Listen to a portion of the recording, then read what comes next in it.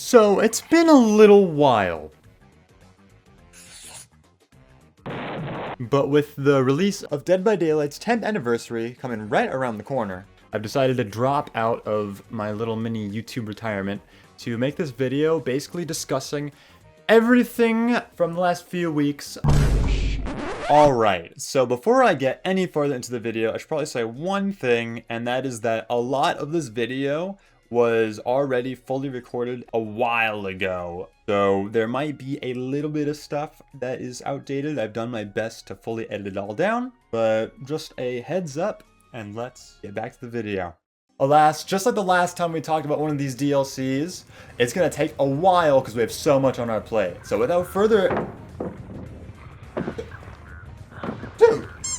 Dude, why... Hello? I rented out this place for like a half hour at least. It should be quiet, dudes. No, this doesn't make any sense. Who even are you? There's no killer. There's no killer here, guys. What? Just roll the tape.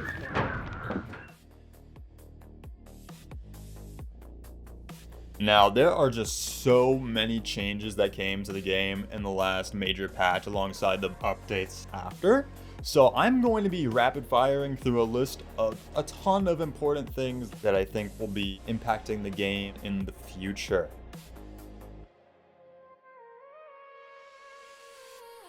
So our brand new survivor is Kwon Tae-young, and I would say that he has 3 perks that are at least pretty decent. They all fit into different builds and are useful on their own. The first new perk that I'm going to talk about is 5 moves ahead. It lets you see the auras of the 5 closest resources, and you also drop your first pallet 50% faster. This perk does have a 20-second cooldown after dropping a pallet, though this cooldown is not linked to exhaustion at all, so you can actually combo it pretty well with any exhaustion perk to help extend your chases. This perk does need to be in the killer's terror radius to activate, so be aware of that with stealth killers. One of my favorite perks to combo with 5 moves ahead is Smash Hit, which basically gives you a speed boost when you stun the killer with a pallet. And with 5 moves ahead, you actually let go of the pallet faster, which means you get more of a speed boost from Smash Hit. This perk is so good when it comes to pre-dropping really good pallets and making more distance, and also just reacting very fast if you throw a pallet on the wrong side and need to vault over super quickly at the little 50-50s. It can be a godsend, and once again, the fast cooldown is just so nice.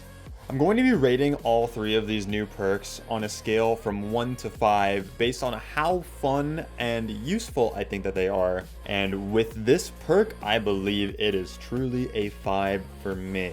The combination of this perk giving you a good amount of information while also being a decent chase tool in itself propels it up to being a very well-designed perk in my eyes, and I really love using it.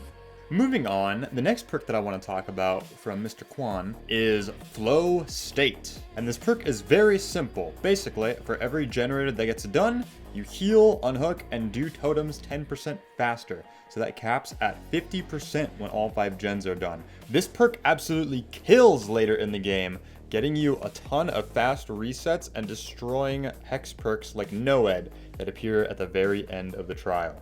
I would personally give this perk a 4 out of 5. I really like the amount of things that it can do, and even though there are perks that are more consistent at doing the individual actions that this perk is made up out of, I believe that all of these stats being ramped to the max when you get 4 or 5 gens done absolutely clutches games. The very last perk from Kwon is called A Place for Us, and while you heal a teammate, you both get elusive. And if that person is the obsession, once you finish the heal, you both keep elusive for 30 seconds after the heal is done. Elusive removes your scratch marks, blood, sounds, auras, everything. So perks like barbecue and chili or Inertia's Calling will absolutely not work against this.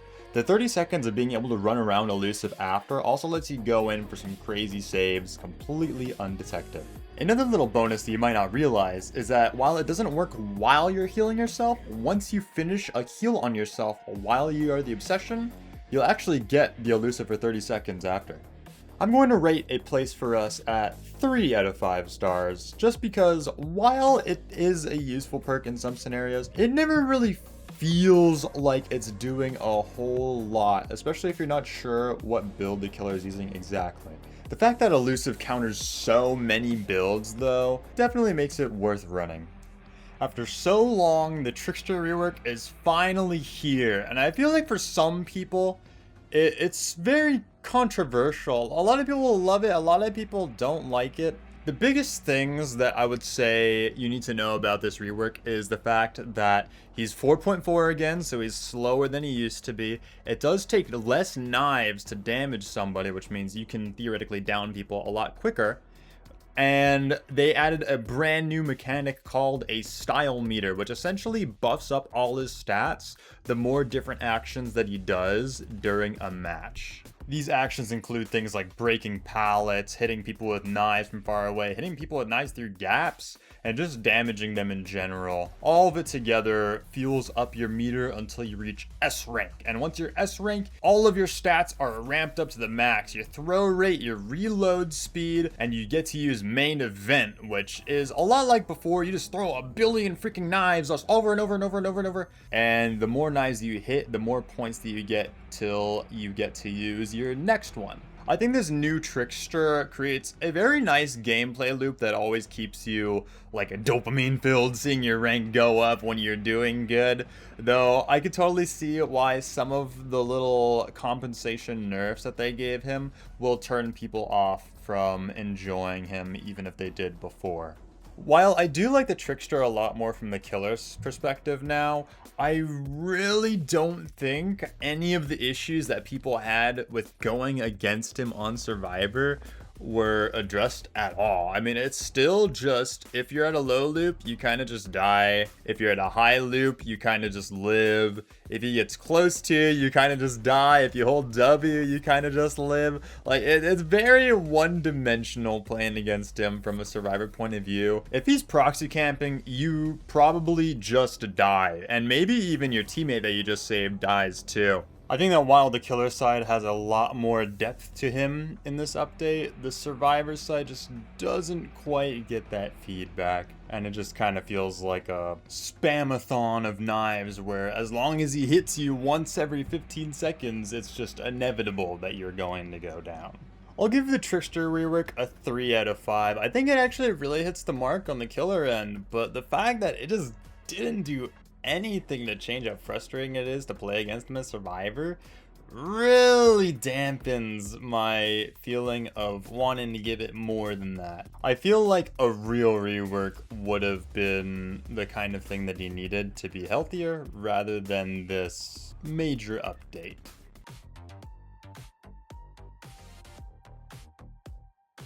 So while we did get some new perks with the All Kill chapter, there were also some updated ones that I want to talk about really quick. Pop Goes the Weasel is a perk that basically blows up a gen more when you kick it after hooking somebody. The percentage of damage done was lowered by a little bit, but it now affects total generator progress again like it used to, instead of just the current generator's progress. This change, combined with the fact that it synergizes more with other gen kicking perks, helps it stand out more from Turn Back the Clock, which has a bit more ease of use in return for less damage. Turn Back the Clock is still very good to use in the middle of a chase or while you're on the way to something else, but Pop having that bit of extra damage is going to make the trade-off worth it, especially if you have a killer that can catch up fast after kicking a generator. 5 out of 5 star change for Pop Goes the Weasel. Now the next perk that I want to talk about is Crowd Control. It's a hex perk that got changed to block 6 windows instead of 5. You see the auras of the windows now, and blocked windows that you vault 15% faster now. It's just like Bamboozle. This helps you catch up after a survivor vaults a god window and there's just no other way to go around, and essentially closes the gap a bit between Bamboozle and Crowd Control. I think Bamboozle will still be the more prevalent option for most killers. It's a bit more of a turn your brain off, vault the window, get value type of perk. but crowd control, being able to block multiple windows at once, actually I think will make the difference in some scenarios, especially loops with multiple windows in them like T&L walls. Overall, I'd give this change 4 out of 5 stars. I think crowd control deserves to be pretty strong considering it's a hex, but I also wonder if it still needs a little bit more. The third perk that I want to talk about today is self-preservation. Now, self-preservation is so much better right now. This perk triggers after the killer gets a hook and you get elusive. That means like no scratch marks, no blood puddles, pretty much no way for the killer to track you unless they see you. And this just allows you to get so many free saves. I mean, there are a lot of perks that are very good that trigger off of an unhook. Stuff like fast track, stuff like will make it, stuff like deliverance, stuff like babysitter. All that stuff you'll be able to be reliably getting value out of due to self-preservation keeping you safe. It's funny because the effect of the perk is so simple, there's not much to talk about. It just really boosts other perks' value so much. I think this is a 4 out of 5 change. I feel like it's a little bit overtuned and overshadows some other perks that provide stealth, but I also think that it is a cool idea in concept. Elusive is a very strong status effect, so maybe lowering it down to 20 or even 15 seconds would be a bit more fair. Now, fast track. This one was absolutely insane back around when it first came out, and it kind of terrorized the game for a good month or so. The previous version of this perk gave you tokens whenever somebody else was hooked, and the tokens just made you do generators faster. You just got bonus progress on skill checks. And this bonus progress from the skill checks is still a thing in this new version of the perk, but now it only triggers when you are the one that unhooks. That means only one survivor can get it per hook, and it's a lot more of a make up for the time that you spent going to get the unhook, rather than just I do gen faster for free because killer did the thing they're supposed to do. I'll rate the final version of fast track that we have right now as a 4 out of 5 stars. I know I keep on giving 4s, but I do think that a lot of these perks are at least pretty good, if not great, as far as how they're getting changed.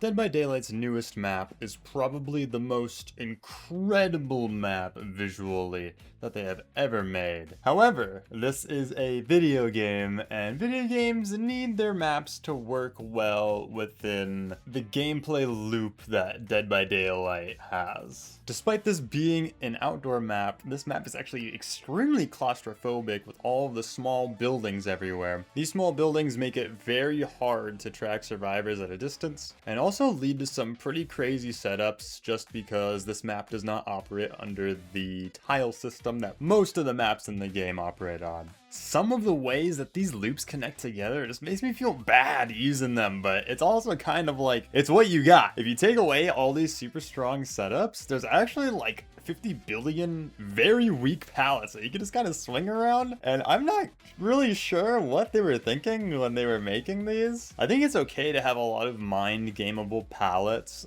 even for like M1 killers, but a lot of the ones on this map are just way too overboard. This is like 90-10, not 50-50. I think it's just inevitable that there are going to be some maps that do not work well with certain killers, and some maps that work really well with certain killers. I think stealth killers excel on this map, but slower killers, killers that need long sight lines, and killers that require good collision detection are just not going to be having the most amazing time on this map, unfortunately. I feel like the only way you could really fix this map for those kind of killers is pulling in RPD. If people are not familiar, RPD actually did get a rework when Wesker came out, and they basically widened up a lot of the doorways, blasted some holes in a lot of walls, and readjusted the strength of some of the pallets in there. I just feel like people are never going to be happy with this map unless they make some big changes to make the entire map a little bit more porous and easier to maneuver around. I think it's amazing that they revisited the all kill chapter and finally gave Trickster his own map, but there's just a few little things about it that I really wish that they would iron out sooner rather than later. The Diminishing Returns system is a brand new system to the game that was added in the last mid-chapter patch, and it essentially makes it so the effectiveness of your perks gets cut if you have multiple of the same type of perk in your loadout. So let's say before the patch you had a super vault build. You have all 4 vault perks, you have an add-on maybe, or a killer power that increases your vaulting speed. Just about all of that gets chopped down based on the amount of perks that you have. We'll just oversimplify it. Let's say you have Superior Anatomy and Bamboozle. Superior Anatomy boosts your vault speed by 40%, Bamboozle boosts it by 15%. If you run them both together, then Bamboozle will be chopped in half to 7.5. Let's say you had Fire Up along with that. It's at like 1 stack. That 1 stack gets cut to 25% of its value, and that's a 1.5% vault speed. The thing about Fire Up is that it grows over time, so eventually Fire Up will grow to be larger than Bamboozle, then causing Bamboozle to be the one that gets cut to 25%, which, I don't know, I guess you could do all the calculations before the game starts, but expecting people to try to do that on the fly when they have multiple perks of the same type is just not feasible, and I think it's very obvious that they just really do not want people running more than 1 or even maybe 2 of the same type of perk. And I feel like this change just absolutely kills a ton of build variety. I mean, there are absolutely still many hundreds of combinations of builds that you could do even after this change, whether or not you want to ignore the diminishing returns. But I also feel like trying to force people not to run certain builds that aren't even particularly strong or meta or anything, and leaving so many of these builds that people are complaining about for years completely untouched with this system is just ridiculous. I was really hoping that by now we'd get more perk changes to compensate for the fact that so many perks got absolutely trashed with the diminishing return system. But alas, we're kind of stuck in this pit of a lot of perks that were just only good when you combine them with other ones being pretty bad right now. I almost wish that they went the route of just having a hard cap to certain stats, and then you can mix and match whatever perks that you would ever want, as long as it doesn't surpass that cap. I don't know, I guess right now, if you want haste, run an exhaustion perk. If you want healing, run botany and resurgence and whatever other meta perks you want, because those do not seem to be getting changed anytime soon.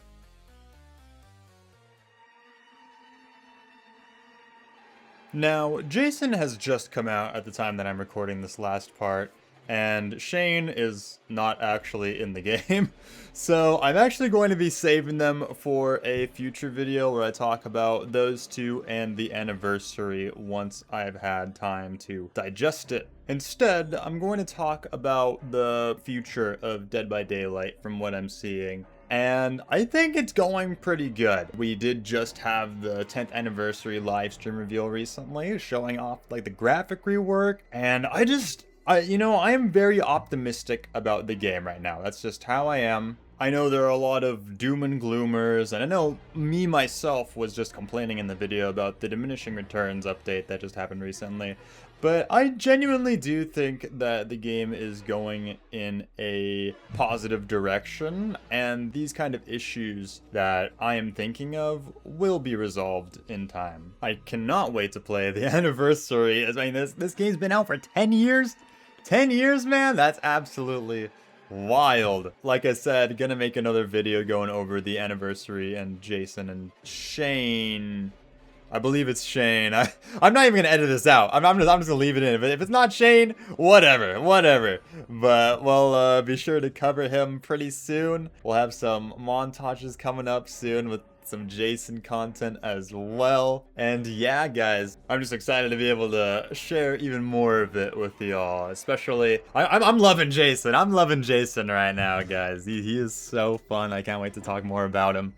But if you do want to catch me before the next video, you can always come over to my Twitch channel. It's also called Pentachellium.